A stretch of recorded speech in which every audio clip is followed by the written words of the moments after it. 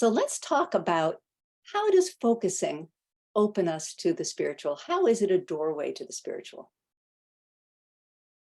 I often ask Jean Genlin, why don't you name the spiritual? Because Genlin, called it the big system or the big everything or the greater outdoor thing outside of us, right? But he didn't actually use the word spiritual. And what he told me was, he said, he wanted to always use fresh language. And there are people for whom the word spiritual doesn't open it up this experience well. So he said, if I use the word spiritual in a workshop, he said, half the people will love it and they'll really get something from that. And the other half will think that we're going to be chanting Om for the next half hour, and they may be turned off. And so I love that about him, that he was so careful in his language. So he didn't want to use a word that had other meanings for people, perhaps. Jean said, when I use the word body, I mean much more than the physical machine. Your physically felt body is, in fact, part of a gigantic system of here and other places, now and other times, you and other people. In fact, the whole universe.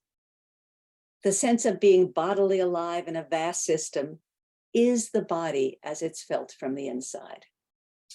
Campbell and McMahon, these Catholic priests that I mentioned before, defined it this way. They said, focusing seems to bring one closer to a point of spiritual alchemy, whereby body transmutes into soul and soul into body. I'll just take a moment to take that in. Spiritual alchemy, whereby body transmutes into soul and soul into body. One other aspect of focusing, I think, really helps it become a portal.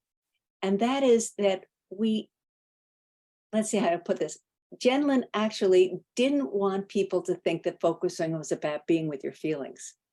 And sometimes he would say in workshops, to kind of wake people up, focusing is not being with your feelings.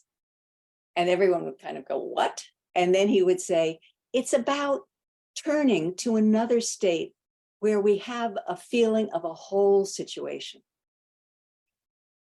And I think that is such an important focusing question. What's the whole of it, right?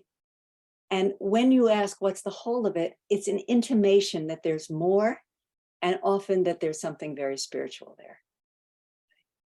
So to give you an example with a client, they come in and they just in terrible grief about the death of their dog, and they're just, in grief. And then if you ask, what's the whole of this for you, this experience of losing your dog?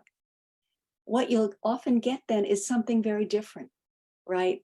Then there'll be the more will come, not just the sadness, which is a part of it, but the joy that we've had, that person's had with their dog, the adventures they've had, the companionship they've had.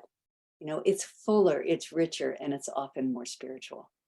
So I think that's another, I have never seen that in any other process or practice where we're invited to be with the whole of something.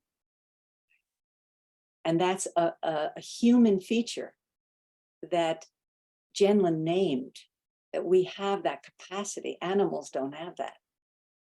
And it's a very special capacity that I think kind of opens the doorway or the portal to the spiritual.